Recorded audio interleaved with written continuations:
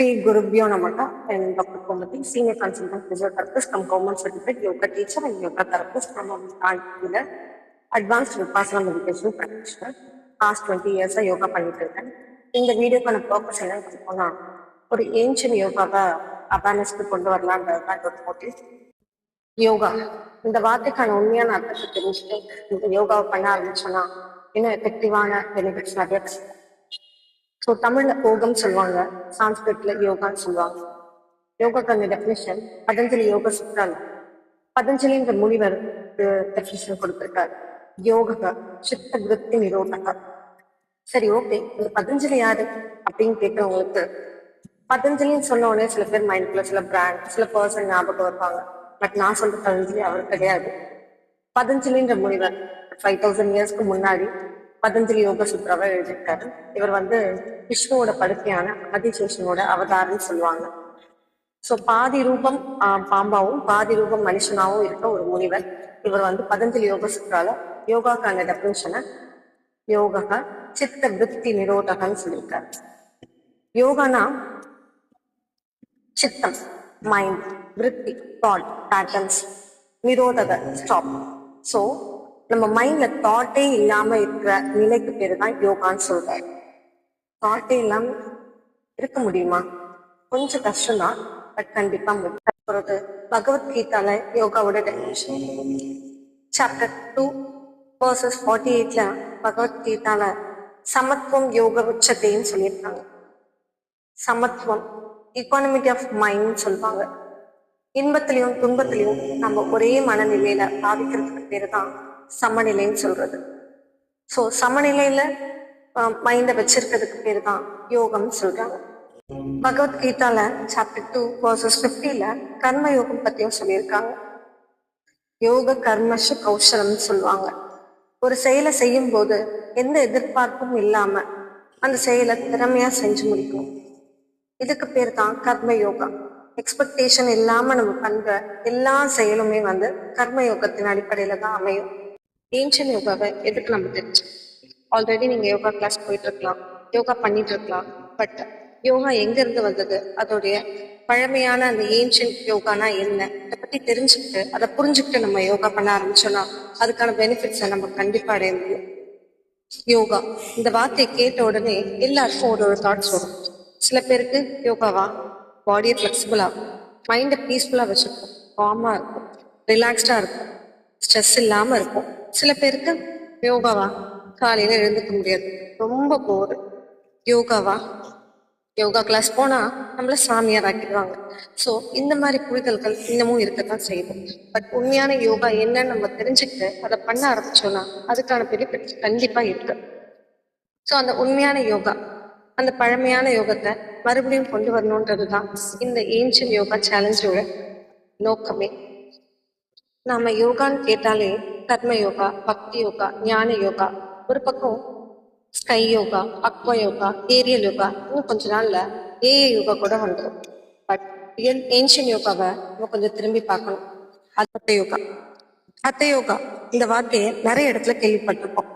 ஹத்த யோகாவோட மெயின் எய்மே purification of nadis and awakening the Kundalini energy.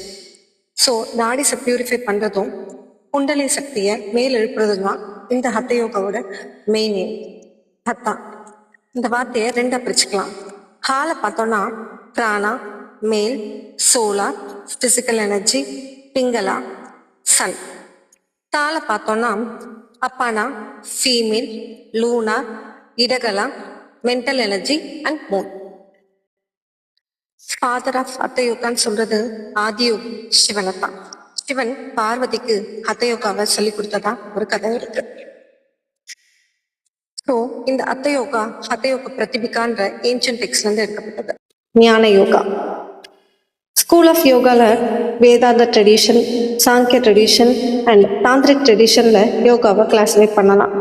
So tantric ட்ரெடிஷன்ல ஹத yoga, மந்திர யோகா, ஸ்வர யோகா வரும். வேதாந்த ட்ரெடிஷன்ல ராஜ யோகா, கர்ம யோகா, ஞான யோகா, பக்தி யோகா வரும். சாங்கிய ட்ரெடிஷன்ல பதஞ்சலி யோகா வரும். ஞான யோகா, ஞானம் சொன்னா அறிவு, நாலேஜ். ஸோ நாலேஜ், அறிவை வச்சு நம்ம யோகத்துல முக்தி அடையிறதுக்கு பேர் தான் ஞான யோகா. நான் யார் என்ற கேள்வியை கேட்க ஆரம்பிச்சு முக்தி அடைந்தவர் தான் ரமண மகரிஷி. ஞான யோகால 3 ஸ்டேஜஸ் இருக்கு. ஷவனம், மனனம், நிதித்தியாசனம். ஷவனம் ஆன்மீக விஷயங்களை கேட்பது மூலமா கிடைக்கிற அறிவு. அந்த ஞானத்தை யூஸ் பண்ணி நம்ம அடுத்த ஸ்டேஜான மனனத்துக்கு போக முடியும். மனனம் சிந்தித்தல். கேட்ட அந்த அறிவை வச்சு நம்ம சிந்திக்கிறது. நம்ம ஆழ்ந்து சிந்திக்க சிந்திக்க இது உண்மையா இல்லையா அப்படின்ற ஒரு சிந்தனை எப்பவுமே மனசுக்குள்ள இருந்துட்டே இருக்கும். அந்த சிந்தனைய அடுத்த ஸ்டேஜுக்கு கொண்டு போறதுதான் நிதித்தியாசனம். கேட்டு சிந்திச்சு அதுக்கப்புறம் அதுலயே தியானித்து உண்மையான பொருளை, அதன் மெய்ப்பொருளை உணர்றதுக்கு பேரு தான் நிதித்தியாசனம். இதுல இந்த ஜீவாத்மா பரமாத்மாவோட இணையிறது நாலேஜ் வழியா, ஞானத்தின் வழியா. நான் இந்த உடம்பில்ல, நான் இந்த மனசில்லன்றத உணர்ந்து நான் இந்த ஜீவாத்மா பரமாத்மாவோட இணையறதுக்கு பேரு தான் ஞான யோகம். சாதன சதுஷ்யால ஆதி சங்கராச்சாரியார் ஞான யோகத்தை பத்தியும் குறிப்புகள் கொடுத்திருக்காரு.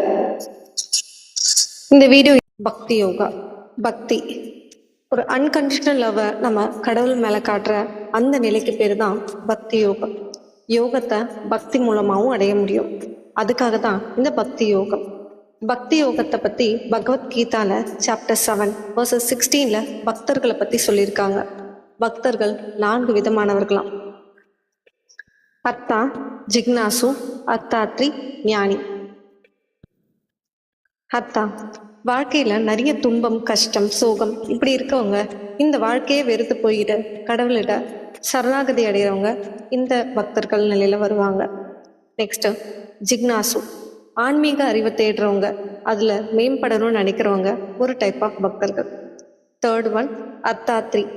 அத்தாத்ரி இவங்க வெல்த்தை மட்டும் தேடி கடவுள்கிட்ட பிரார்த்தனை பண்றவங்க. எனக்கு கார் வேணும், இடம் வேணும், வீடு வேணும், இது மாதிரி வேணும் வேணும் வேணும்னு சொல்லிட்டு கடவுள்கிட்ட போறவங்க ஒரு டைப். ஃபோர்த் ஒன் ஞானி. ஒரு அன்கண்டிஷனல் லவ்வை கடவுள் மேல காட்டுறவங்க. ஞானத்துல அவங்க சிறந்து, ஆன்மீகத்துல உயர்ந்து, அந்த கடவுளோட நிலையில அவங்க கடவுளை காண்பவர்கள். யோகா பண்ணிட்டு தான் இருக்கும். யோகான்னு சொன்னாலே எல்லாரும் ஆசனா, பிராணியாம தான் யோகான்னு நினைக்கிறாங்க. பட் அது மட்டும் யோகா இல்லை. யோகான்றது அதுக்கும் மேல. யோகான்றது யூனியன், கனெக்ஷன், ஜீவாத்மனை பரமாத்மனோட கனெக்ட் பண்றது. அப்படி இருக்கும்போது இதுக்கு இத்தனை யோகா, பக்தி யோகா, கர்ம யோகா, ஹத யோகா, ஞான யோகா, குண்டலினி யோகா, ராஜ யோகா, இன்னும் நிறைய. இதுக்காக இத்தனை யோகா இருக்கு அப்படின்னு கேட்கலாம். எல்லாருமே ஒரு யூனிக் நேச்சர் தான். ஒருத்தருக்கு பிடிச்ச ஒண்ண எல்லாருக்கும் பிடிக்கணும்னு அவசியம் இல்லை. எல்லாருக்கும் ஒரே விருப்பம் இருக்கிறது இல்லை. சில பேருக்கு மந்த்ரா ஸ்டாண்ட் பண்றது ரொம்ப பிடிக்கும், அது மந்த்ர யோகா. சில பேருக்கு ஆசனாஸ் பண்றது ரொம்ப பிடிக்கும், அது ஹத யோகா. எல்லா யோகத்தோட இலக்கும் ஒண்ணுதான், செல்ஃப் ரியலைசேஷன், லிபரேஷன், ரியாலிட்டியை தெரிஞ்சுக்கிறது, நாம யாருன்றத நாம உணர்றது, முக்தி நிலையை அடையிறது. போற வழி வேணா வேறையா இருக்கலாம், பட்டா இலக்கு ஒண்ணுதான். ஒரு ஆலமரத்தோட விதைய பார்த்தீங்கன்னா ரொம்ப சின்னது, கடுகை விட சின்னது. அதை உடைச்சு பார்த்தா அதுக்குள்ள ஒண்ணு இருக்காது, சூன்யம்தான். பட் அந்த விதையே பூமிக்குள்ள விழும்போது அது பெரிய விருட்சமா, ஆலமரமா வருது. இதே தான் யோகத்திலையும். எப்படி ஒரு சின்ன விதை ஆலமரமா ஆகுதோ அதே மாதிரி டெய்லி நீங்க கேட்குற இந்த சின்ன சின்ன கருத்துக்கள் கண்டிப்பா உங்களோட கருவில் பதியும். அப்படி பதிகிற விதை ஒரு நாள் கண்டிப்பா விருட்சமா ஆகும். அந்த நேரத்துக்காக காத்திருங்க. 1 or 8 days கண்டினியூஸா எல்லா வீடியோவுமே பாருங்க. கண்டிப்பா எதனா ஒரு வீடியோ உங்க லைஃப்ல சேஞ்சஸை கொண்டு வரும். ஆதிலேருந்து தான் வியாதி வருதுன்னு நேற்று பார்த்தோம். பட் ஆதி தான் எல்லாத்துக்குமே மூலம். நீங்கள் என்ன நினைக்கிறீங்களோ அதுதான் உங்களோட செயலாக மாறுது. எண்ணம் நல்லா இருந்தால் செயலும் நல்லா இருக்கும். ஸோ நம்ம சப்கான்ஷியஸ் மைண்டில் என்ன விதைக்கிறோம் அதுதான் முக்கியம். டெய்லி ஒரு பாசிட்டிவ் தாட்டை மைண்டுக்குள்ளே கொண்டு வரதுக்கான ஒரு சின்ன முயற்சி தான் இந்த 1 or 8 days ancient yoga challenge. இந்த வீடியோ இன்ஃபர்மேட்டிவாக இருந்தால் லைக் பண்ணுங்கள். இந்த இன்ஃபர்மேஷனை ஸ்ப்ரெட் பண்ணணும்னு நினச்சிங்கன்னா ஷேர் பண்ணுங்கள். என் கூட ட்ராவல் பண்ணணும்னு நினச்சிங்கன்னா சப்ஸ்கிரைப் பண்ணுங்கள். த ரியல் ஏன்ஷியன் யோகாவை ஃபாலோ பண்ணுங்கள். அன்டில் தென் பவத்து சர்வமங்கலம். நன்றி.